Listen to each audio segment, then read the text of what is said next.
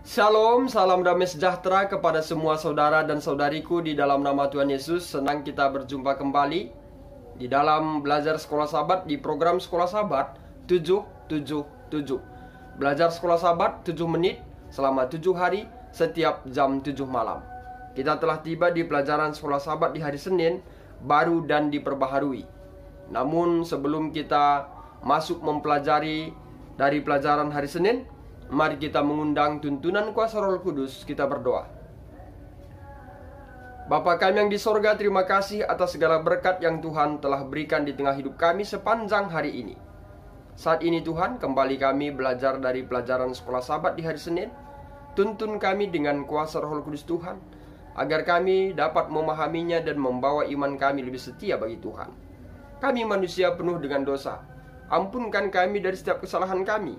Di dalam anak-Mu Yesus kami berdoa. Amin. Saudara dan saudariku di dalam nama Tuhan Yesus, pelajaran kita di hari Senin baru dan diperbaharui. Ini merupakan suatu pembahasan yang menarik. Mengapa? Biasanya yang lama itu diperbaharui. Ini yang sudah baru diperbaharui lagi.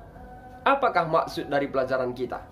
Mari kita lihat bahwa pelajaran kita ini diangkat dari kitab Ibrani pasal 8 ayat 10 sampai ayat yang ke-12. Namun ada ayat ulasan sebelum kita melangkah ke kitab Ibrani pasal 8, yaitu kitab Ulangan 6 ayat 4 sampai 6.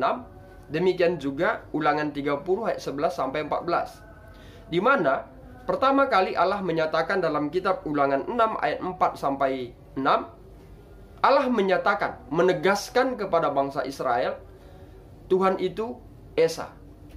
Artinya tidak ada Tuhan yang lain selain Tuhan.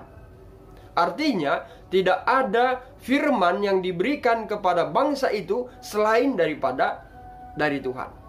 Maka dikatakan, maka segala perintah yang disampaikan Tuhan harus diperhatikan oleh kaum Israel. Dan ternyata oleh karena pelanggaran mereka tidak setia terhadap perintah yang Tuhan berikan. Maka kemudian di Ulangan 30 ayat 11 sampai ayat 14, Tuhan kembali mengingatkan kepada bangsa Israel agar mereka tidak mencari hukum atau janji perintah itu terlalu jauh, atau mengatasi langit atau menyeberangi lautan. Tuhan mengatakan, aku menaruh perintah itu di dalam mulutmu dan juga di dalam hatimu. Artinya perintah itu sudah semakin dekat. Namun ingat konteksnya, perintah yang disampaikan adalah perintah yang datang dari Tuhan. Dan Tuhan itu Esa. Saudara dan saudariku dalam nama Tuhan Yesus, kaum Israel atau generasi gurun ini, pada saat mereka menjalani hingga ke tanah Kanaan, banyak pelanggaran yang dilakukan.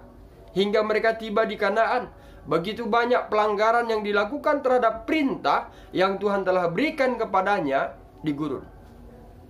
Saudara dan saudariku dalam nama Tuhan Yesus, hingga Allah berfirman kembali melalui hambanya Yeremia, di mana dicatat dalam kitab Yeremia 31 ayat 31 sampai 34, mengatakan demikian. Firman Tuhan demikian, sesungguhnya akan datang waktunya, demikianlah firman Tuhan, aku akan mengadakan perjanjian baru dengan kaum Israel dan kaum Yehuda. Bukan seperti perjanjian yang telah kuadakan dengan nenek moyang mereka pada waktu memegang tangan mereka untuk membawa mereka keluar dari tanah Mesir. Perjanjian itu telah mereka ingkari, meskipun aku menjadi Tuhan yang berkuasa atas mereka. Demikianlah firman Tuhan. Mengapa Tuhan memberikan suatu perjanjian yang baru? Kembali, karena generasi itu mengingkari perjanjian yang Tuhan telah berikan. Apa yang disampaikan dalam kitab Yeremia adalah mengacu kepada masa yang akan datang. Suatu perjanjian yang baru yang akan lebih sempurna, sebagaimana yang Tuhan telah berikan dalam perjanjian baru, tetapi perjanjian ini dalam bentuk yang lebih kuat. Saudara dan saudariku, pelajaran sekolah sahabat kita mengatakan sebenarnya bukan perjanjian lama itu yang salah, atau bukan perjanjian lama itu yang lemah, tetapi yang menjadi suatu masalah adalah orang-orang yang melanggarnya. Perjanjian itu tetap baik, perjanjian itu tetap kuat dan kudus, tetapi yang menjadi masalah adalah manusia yang melanggarnya. Ya, kalau saja orang Israel dapat mengimani simbol-simbol yang mengarah kepada Mesias, maka dikatakan perjanjian itu tidak akan dipatahkan. Dalam bentuk apa? Semalam kita sudah membahas salah satunya adalah dalam bentuk bait suci dan juga dalam bentuk keimamatan. Semuanya itu simbol mengarah kepada Yesus Kristus. Namun bangsa Israel yang hidup pada zaman itu tidak memahami atau tidak memiliki iman yang kuat terhadap janji perjanjian yang Tuhan berikan. Saudara dan saudariku dalam nama Tuhan Yesus, sehingga pelajaran kita mengatakan, karena ketidaksetiaan orang-orangnya, janji-janji yang dibuat Tuhan di bawah perjanjian Musa tidak pernah digenapi. Sekarang berdasarkan jaminan yang diberikan oleh Anak, Tuhan akan memenuhi tujuan perjanjiannya. Tuhan tidak mengubah hukumnya atau menurunkan standarnya. Sebaliknya, Dia mengutus Anaknya sebagai jaminan dari janji perjanjian. Kita boleh baca dalam kitab Ibrani 7 ayat 22. Saudara dan saudariku dalam nama Tuhan Yesus, demikian pelajaran sekolah sahabat kita di pelajaran hari Senin.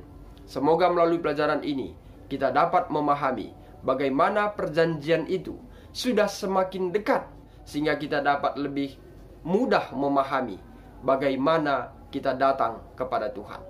Demikian pelajaran sekolah sahabat kita. Mari kita akhiri dengan doa. Bapa di sorga, terima kasih atas segala berkat yang Tuhan sudah berikan bagi kami. Kami telah belajar dari pelajaran hari Senin. Semoga melalui pelajaran ini membawa iman kami untuk lebih setia bagi Tuhan. Bapa, dengan perjanjian baru yang telah diperbaharui, kami dapat memahami Engkau telah datang sebagai wujud manusia, agar kami sebagai manusia dapat lebih memahami untuk mengikuti dan menaati segala perintah yang Tuhan telah berikan bagi kami melalui teladan yang telah diteladankan oleh Yesus. Bapa di sorga, biarlah kiranya Tuhan menyertai dan memberkati kami untuk selalu setia kepadamu. Berkati semua pemirsa Bakti Channel. Apabila ada yang sakit, Tuhan jamah tubuhnya, Tuhan menetralisir peredaran darahnya, denyut jantungnya, untuk memperoleh kesehatan yang datang dari Tuhan. Bila ada terpapar oleh karena virus corona, Tuhanlah kiranya menetralisir. Tuhan lemahkan dan matikan segala virus yang menjangkit. Tuhanlah kiranya memberikan kekebalan tubuh yang baik. Melalui makanan dan minuman, obat yang digunakan akan membawa kesembuhan baginya.